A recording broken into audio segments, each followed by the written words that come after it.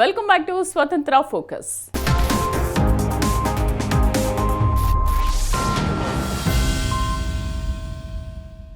రేవంత్ రెడ్డి నాయకత్వంలో కాంగ్రెస్ ప్రభుత్వం కొలువుదీరిన మొదటి రోజు నుంచే తెలంగాణలో ప్రజాస్వామిక శకం ప్రారంభమైంది. తెలంగాణ సమాజంలో అసలైన స్వేచ్ఛాయుత వాతావరణం నెలకొంది. ప్రగతి భవన్ ముందున్న కంచెను తొలగించారు. ప్రగతి భవన్ కాస్త ప్రజాభవన్గా మారింది. ఈ నేపథ్యంలో ప్రజావాణి కార్యక్రమానికి రేవంత్ సర్కార్ శ్రీకారం చుట్టింది.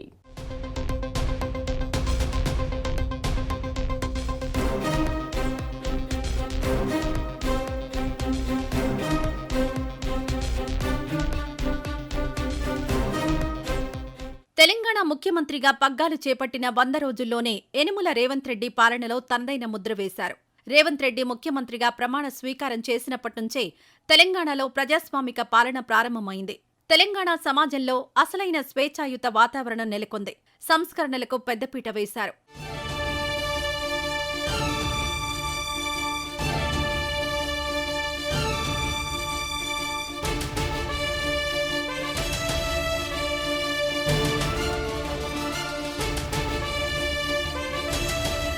తెలంగాణ ముఖ్యమంత్రిగా రేవంత్ రెడ్డి ప్రమాణ స్వీకారం చేసిన కొన్ని నిమిషాల్లోనే ఒక కీలక నిర్ణయం తీసుకున్నారు. ప్రగతి భవన్ ముందున్న కంచెను యుద్ధ ప్రాతిపదికన తొలగించారు. ప్రగతి భవన్ కాస్త జ్యోతిబా పూలే ప్రజాభవన్గా మారింది. ప్రజల కష్టనష్టాలు తెలుసుకోవడానికి ప్రజావాణి కార్యక్రమానికి శ్రీకారం చుట్టింది రేవంత్ సర్కార్. తెలంగాణ పాలనను గడీల నుంచి ప్రజల వద్దకు తీసుకొచ్చారు. పాలనలో కొత్త వరవడికి రేవంత్ రెడ్డి శ్రీకారం చుట్టారు.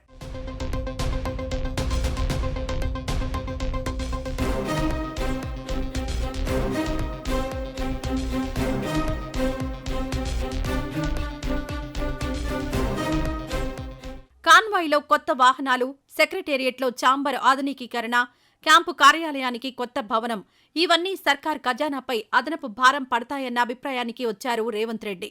ఈ నేపథ్యంలో ప్రభుత్వ పరంగా దుబారా తగ్గించడానికి అనేక నిర్ణయాలు తీసుకున్నారు. ఏ ప్రభుత్వానికైనా విధాన నిర్ణయాలే ముఖ్యం. ఇంతటి కీలకమైన విధాన నిర్ణయాలు తీసుకునేటప్పుడు సహజంగా పాలకులు ఒంటెద్దు పోకళ్లు పోతుంటారు.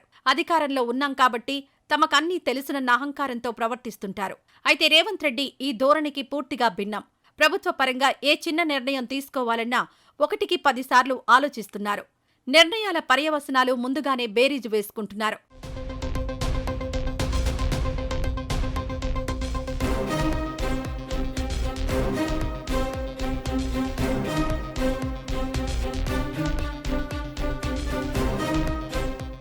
ఏదైనా అంశానికి సంబంధించి నిర్ణయం తీసుకోవడం వల్ల సమాజంలో ఏ వర్గాలకు న్యాయం జరుగుతుంది అనే విషయాలపై రేవంత్ రెడ్డి క్షుణ్ణంగా పరిశీలన చేస్తున్నారు.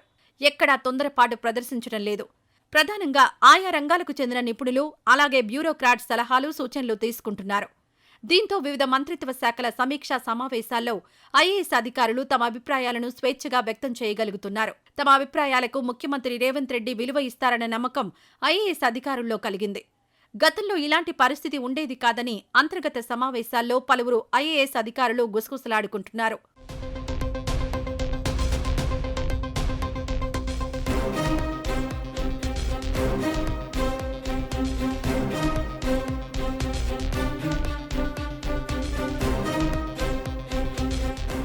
తెలంగాణ క్యాడర్లో పనిచేస్తున్న బ్యూరోక్రాట్లలో సమర్థతకు కొదువలేదు. అయితే గత ప్రభుత్వం వేర్వేరు కారణాలతో సమర్థత ఉన్న బ్యూరోక్రాట్లను పక్కన పెట్టింది. కీలక బాధ్యతల నుంచి తప్పించింది.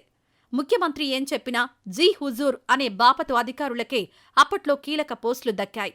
ఈ పద్ధతికి ముగింపు పలకాలని ముఖ్యమంత్రి రేవంత్ రెడ్డి నిర్ణయించుకున్నారు. ఈ నేపథ్యంలోనే తెలంగాణలో పెద్ద ఎత్తున ఐఏఎస్, ఐపీఎస్ అధికారుల బదిలీలు జరిగాయి. కొంతకాలంగా లూప్ లైన్లో ఉన్న సమర్థులైన ఉన్నతాధికారులను రేవంత్ రెడ్డి ప్రభుత్వం గుర్తించింది. వారికి బాధ్యతాయుతమైన పదవులు అప్పగించడం మొదలైంది.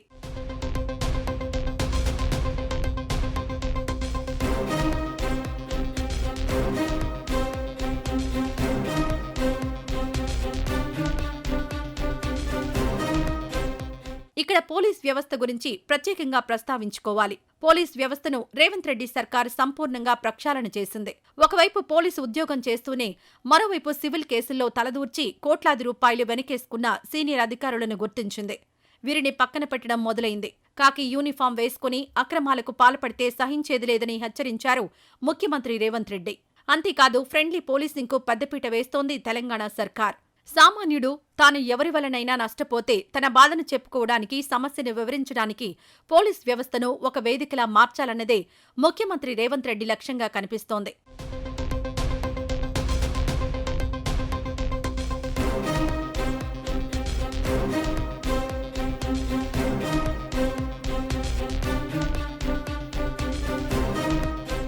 వివాదాల్లో చిక్కుకున్న Telangana state public service commission పాలక మండలి స్థానంలో కొత్త టీం కొలువు తీరింది. రిటైర్ అయినప్పటికీ ఏళ్ల తరబడి వివిధ పోస్టుల్లో కొనసాగుతున్న వారిని తొలగించారు. టీఎస్పీఎస్సీపై నిరుద్యోగులకు భరోసా కలిగేలా రేవంత్ సర్కార్ ప్రవర్తించింది. తెలంగాణకు పెట్టుబడులు తీసుకురావడంలోనూ రేవంత్ రెడ్డి సర్కార్ చాలా వరకు సక్సెస్ అయింది. డావోస్ టూర్లో ఫస్ట్ టైం రికార్డు స్థాయిలో 40,000 కోట్లు పెట్టుబడులకు మార్గం సుగమం చేశారు రేవంత్ రెడ్డి. ఈ పెట్టుబడులన్నీ వస్తే తెలంగాణ పారిశ్రామికంగా మరింత అభివృద్ధి చెందుతుందంటున్నారు నిపుణులు.